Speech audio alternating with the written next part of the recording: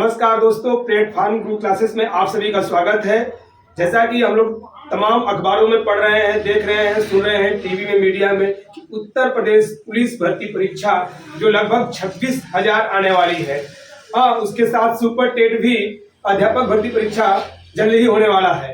तो उसके चीज़ों को देखते हुए हम लोग तैयारी पहले से ही कर रहे हैं और उसमें हिंदी जो बहुत महत्वपूर्ण भूमिका निभाती है, जिसमें महत्वपूर्ण पाठों का अध्ययन है, जिसमें हिंदी साहित्य का काल विभाजन जो उत्तर प्रदेश पुलिस परीक्षा, उत्तर प्रदेश अध्यापक भर्ती परीक्षा, उत्तर प्रदेश लेखपाल भर्ती परीक्षा के लिए बहुत ही महत्वपूर्ण है। और हम समय को न बर्बाद करते हुए डायरेक्ट टॉपिक पाते हैं हिंदी साहित्य का आदिकाल काल विभाजन पर। साहित्य के इतिहास के बारे में विशेष अध्ययन करेंगे। अक्सर उत्तर प्रदेश की भर्ती परीक्षाओं में खासकर यूपी पुलिस और यूपी लेखपाल और सुपर टेट में पूछता है हिंदी साहित्य का काल विभाजन। प्रश्न बनता है कि हिंदी साहित्य का काल विभाजन कितने भागों में किया गया है, तो इसका उत्तर है 4 भागों में। प्रश्न पूछता है कि हिंदी साहित्य का काल विभाजन का पहला भाग कौन सा है, तो 4 विभाजन जो है वो इस प्रकार है। पहला है आदिकाल, दूसरा है भक्ति काल, तीसरा है रीतिकाल, चौथा है आधुनिक काल।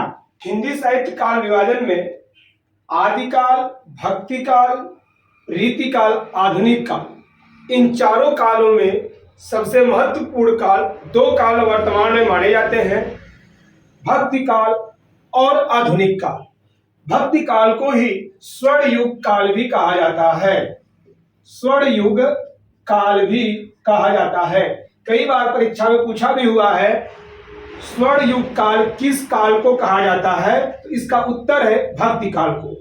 भक्ति काल को 2 भागों में बांटा गया है, निर्गुण काव्य धारा और सगुण काव्य धारा।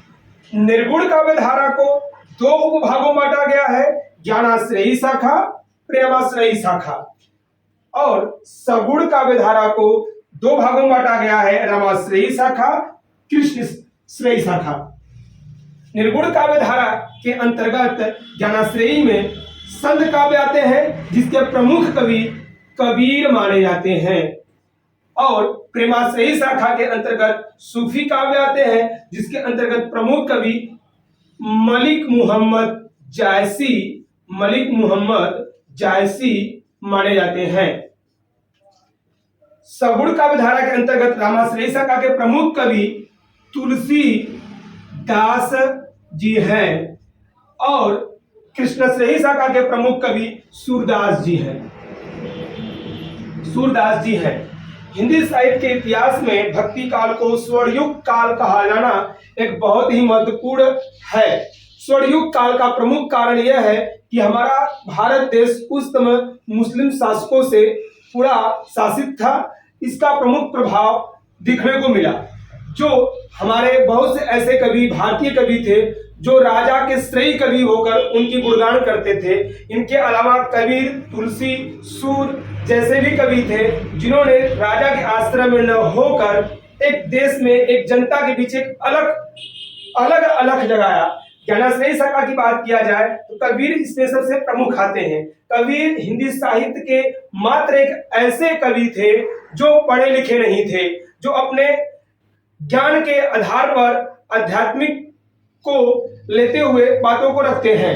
प्रेमाश्रयी शाखा और ज्ञानाश्रयी शाखा में अंतर की बात किया जाए तो ज्ञानाश्रयी शाखा में सबसे प्रमुख बात अगर होता है तो वहां पर कर्म की प्रधानता होती है, प्रेमाश्रयी में प्रेम की प्रधानता रहती है और रामाश्रयी शाखा में राम भक्ति की प्रधानता रहती है, कृष्णाश्रयी शाखा में सूरदास भक्ति की कबीर कृष्ण भक्ति की प्रधानता रहती है। यह प्राथमिकता सूरदास द्वारा ही प्रचलित होती है।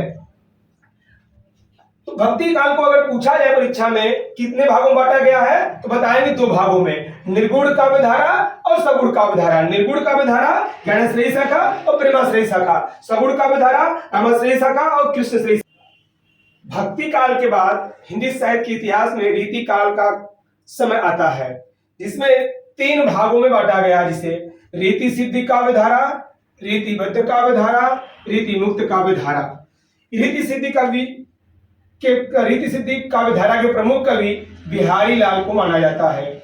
रीतिबद्ध काव्यधारा के प्रमुख कवि चिंतामणि, केशवदास, देव, मतीराम, सेनापति को माना जाता है।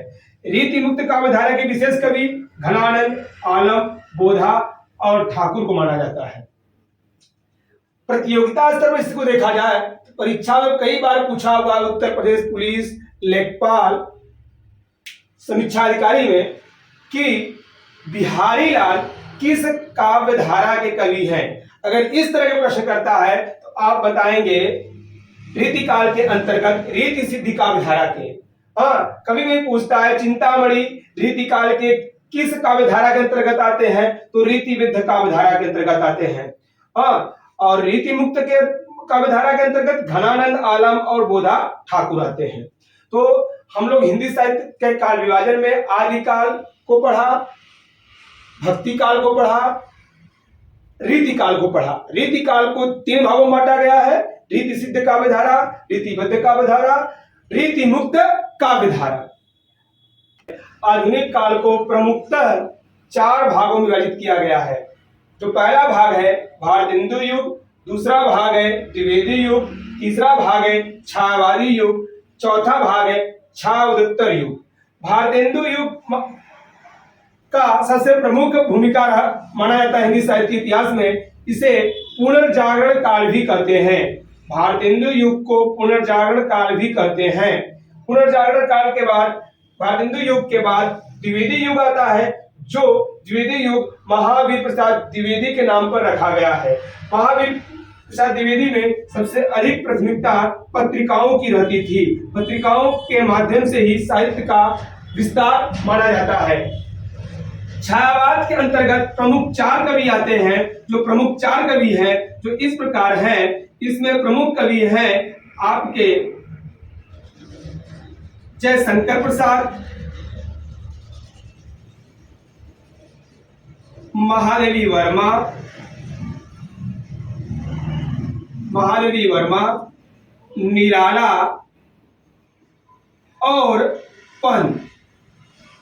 इन्हें छायावाद के 4 स्तंभ के नाम से भी जाना जाता है, जिसमें प्रमुख हैं जयशंकर प्रसाद, महादेवी वर्मा, निराला, पंत। छायोत्तर युग का मतलब यहाँ पर है छायावाद के बाद वाला युग, जिसके अंतर्गत नई कविता, साठोत्तरी कविता, नवगीत का आगमन माना जाता है। तो दोस्तों, अगर परीक्षा में पूछता है आधुनिक काल का दूसरा नाम क्या है, तो आप बताएंगे गद्य काल। अगर परीक्षा में पूछता है भारतेंदु युग किस काल के अंतर्गत आता है, आप बताओगे आधुनिक काल के अंतर्गत। भारतेंदु युग के बाद द्विवेदी युग, द्विवेदी युग के बाद छायावादी युग, छायावादी युग के बाद छायोत्तर युग। कभी कभी परीक्षा में आपको क्रम में पूछता है, क्रम सही करिए, आपको आगे पीछे कर देगा, द्विवेदी युग, छायावादी युग, छायोत्तर युग, भारतेंदु युग अंतिम करेगा। तो पहले होना चाहिए भारतेंदु युग, तब द्विवेदी युग, तब छायावादी युग, तब छायोत्तर युग। आज हिंदी साहित्य के काल विभाजन में इतना ही दोस्तों। फिर अगले कड़ी मिलेंगे। आज के लिए